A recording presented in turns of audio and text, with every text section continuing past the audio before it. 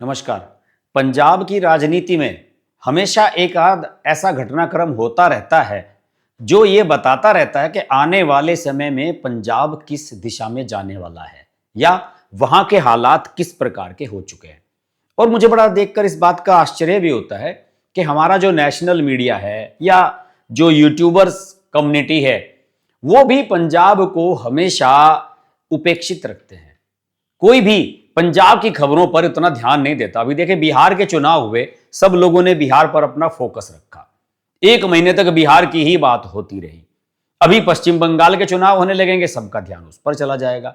लेकिन इस बीच पंजाब में लगातार कुछ ना कुछ ऐसा घटनाक्रम हो रहा है जो वहां पर आने वाले समय में राजनीतिक बदलाव के संकेत दे रहा है। आप सब लोग जानते हैं कि वहां पर भगवंत सिंह मान की जो सरकार है वो हिचकोले खाते हुए चल रही है। अभी हाल ही में शीश महल 2 वाला एक घटनाक्रम हुआ जिस पर मैंने वीडियो भी बनाया था। शीश महल में यह हुआ कि अरविंद केजरीवाल, मनीष सिसोदिया, सत्येंद्र जैन, ये सब जो दिल्ली वाले हैं, इनको भगवंत मान ने बड़ी बड़ी कोठियां वहां पर अलॉट कराई हैं। और ऐसी फैसिलिटी अरविंद केजरीवाल को दी गई है कि वो घर के सामने से ही हेलीकॉप्टर में बैठे और सीधे एयरपोर्ट पर उतर जाएं और फिर वहां से फ्लाइट पकड़ के प्राइवेट जेट है जो भगवंत मान का, उसके माध्यम से देश के किसी भी हिस्से में जा सकते हैं। इसे लेकर खबरें चलनी शुरू हुई।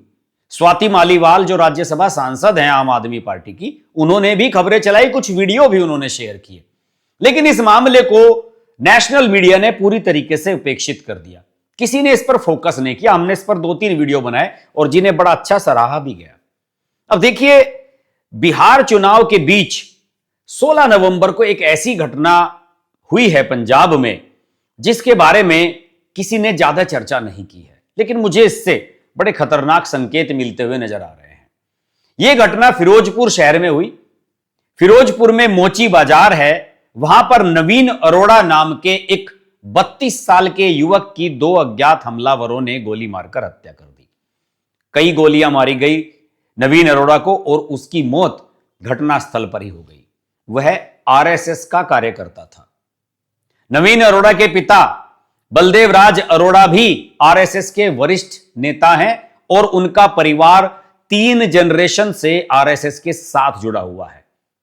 एक टारगेटेड किलिंग जिसको कहते हैं, उसका एक पैटर्न पंजाब में साफ तौर पर नजर आ रहा है। यह समय समय पर होता रहता है। चूंकि बड़े लेवल पर यह घटनाएं नहीं होती हैं कि एक साथ 4-5 लोगों की हत्याएं हो जाएं, तो इस तरह का माहौल नहीं बन पाता है कि एक घटना हुई फिर कुछ गैप आ जाता है और वो घटना साइडलाइन हो जाती है। इसके बारे में अभी पंजाब पुलिस को कोई खास सुराग नहीं मिला है। लेकिन इस पूरे घटनाक्रम में एक बात उल्लेखनीय है कि शेरे पंजाब नाम का एक शेरे पंजाब ब्रिगेड, इस नाम का कोई एक खालिस्तानी संगठन है जिसने सोशल मीडिया के माध्यम से एक पत्र जारी किया और उस पूरी घटना की जिम्मेदारी ले ली। उसमें 1984 के जो सिख विरोधी दंगे थे उनका भी उल्लेख किया गया। भारतीय जनता पार्टी, आरएसएस, इसके बारे में भी कुछ लिखा गया है। लेकिन बाद में पंजाब पुलिस ने यह बताया कि यह जो पत्र जारी किया गया है यह फर्जी है और हमलावरों की पहचान हो चुकी है और इस प्रकरण का खालिस्तान से कोई सीधा लेना देना नहीं है। देखिए दोस्तों, सबसे पहली बात तो इस घटना का कुछ भी मतलब निकले, सबसे मेन बात यह है कि लॉ एंड ऑर्डर की स्थिति पंजाब में बेहद खराब है। कई बड़ी बड़ी घटनाएं इस प्रकार की हुई हैं और आप सब लोग जानते हैं कि पूर्व में भी होती रही हैं। किसी पंजाबी सिंगर की हत्या कर देना, बहुत सारे घटनाक्रम में एक बड़ा घटनाक्रम हुआ था जो यहां के पूर्व पुलिस अधिकारी थे, एक बहुत बड़े, उनके बेटे ने आत्महत्या कर ली थी। उसे लेकर के बहुत सारी खबरें चल रही हैं और बहुत सारे एंगल तलाशे जा रहे हैं। लेकिन दोस्तों, यहां पर यह बात इसलिए उल्लेखनीय हो जाती है कि नवीन अरोड़ा जो मृतक था वो आरएसएस बैकग्राउंड से आता था। बीजेपी ने इसे इशू बनाया है। भारतीय जनता पार्टी का कहना है कि यहां पर दूसरे जो विरोधी दल हैं या जो दूसरी विचारधारा है, खासतौर से जो हिंदू हैं यहां के, उनकी स्थिति पंजाब में बड़ी खराब है। देखिए, हुआ यह कि वो अपनी दुकान बंद करके घर पैदल ही लौट रहे थे। बाबा नूर शाह वाली दरगाह के पास और यूको बैंक के बीच एक बाजार में 2 अज्ञात हमलावर आए मोटरसाइकिल पर और उन्होंने उन पर अंधाधुंध गोलियां बरसा दी। बाद में उन्हें हॉस्पिटल ले जाया गया जहां पर उन्हें मृत घोषित कर दिया गया। हालांकि मैंने आपको बताया कि जिस संगठन के बारे में यह कहा जा रहा था उसके बारे में तो पंजाब पुलिस ने मना कर दिया, लेकिन फिर भी यह जान लेना जरूरी है माइंडसेट क्या है। शेरे पंजाब ब्रिगेड नाम का एक खालिस्तानी संगठन, मुझे नहीं पता कि ऐसा कोई संगठन है भी या नहीं, उसके लेटर हेड पर इस हत्या की जिम्मेदारी ली गई है और उस पत्र पर लिखा गया है कि उसका जो कमांडर है वो परमजीत सिंह है, उसके उस पर हस्ताक्षर भी है। इस संगठन ने नवीन अरोड़ा की हत्या का कारण उन्हें हिंदूवादी गिरोह आरएसएस का जो कार्यकर्ता है वो होना बताया गया है और साथ ही यह भी आरोप लगाया है कि नवीन अरोड़ा का परिवार सिख विरोधी गतिविधियों में शामिल रहा है।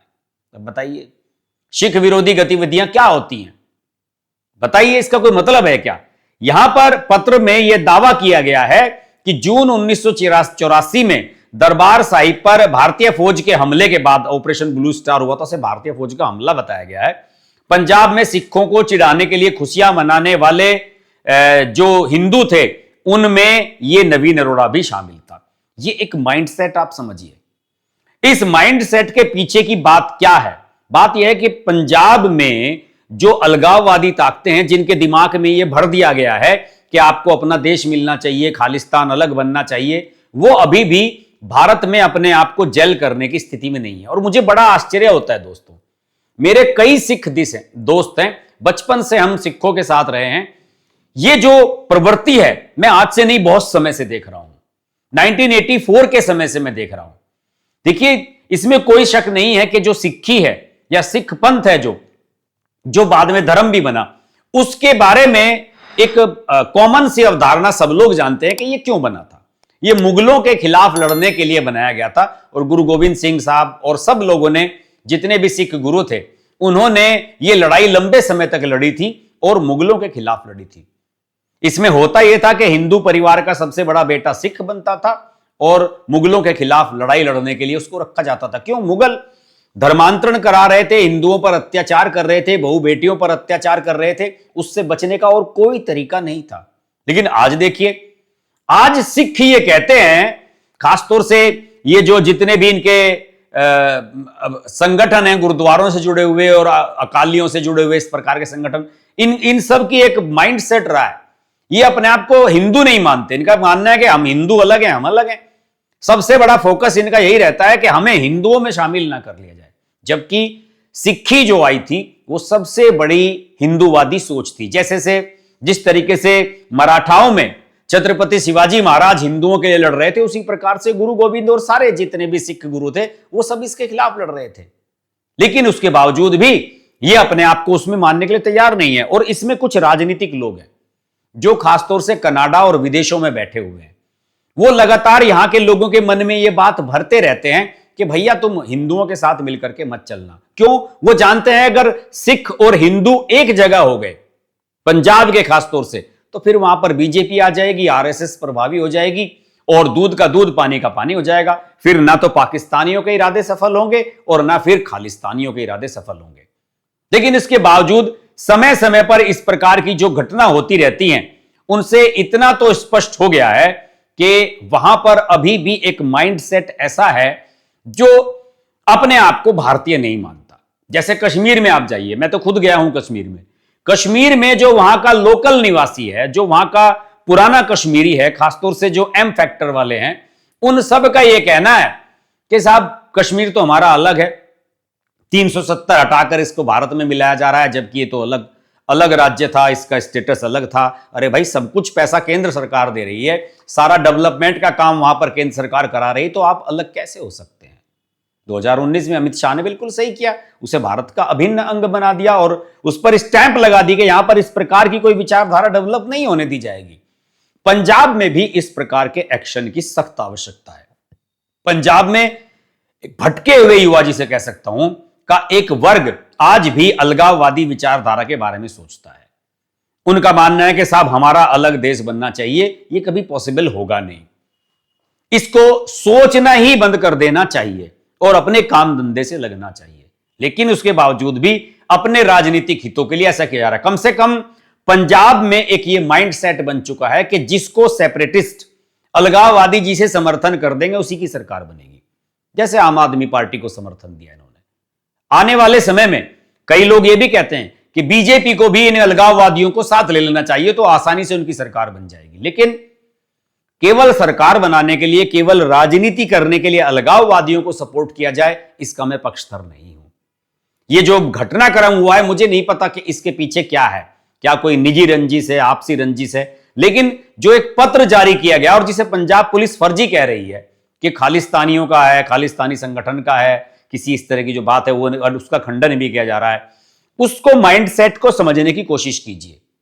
अगर सामान्य रूप से कोई एक छोटी सी घटना भी होती है या कोई हत्या का मामला सामने आता है, तो उसके पीछे जो अलगाववादी ताकतें हैं वो किस प्रकार सक्रिय हो जाती हैं। तभी तो जेल में रहते हुए भी अमृतपाल जो है यहां पर सांसद बन गया। अलगाववादी ताकतों का समर्थन करना पंजाब में एक कॉमन फिनोमिना है, एक कॉमन प्रवृत्ति बन चुकी है, जिस पर अंकुश लगाए जाने की आवश्यकता है। इसके लिए पंजाब की जनता को भी साथ आना होगा और राजनीतिक दलों को भी इन अलगाववादी ताकतों के खिलाफ एकजुट होना होगा। आज की वीडियो में इतना ही। वीडियो अच्छा लगे तो लाइक कीजिए, शेयर कीजिए, और अगर आप पंजाब से हैं प्लीज कमेंट जरूर लिखिए और यह बताइए कि जो मैंने कहा वो सही कहा या नहीं, क्या यह वक्त की आवश्यकता है कि नहीं। नमस्कार।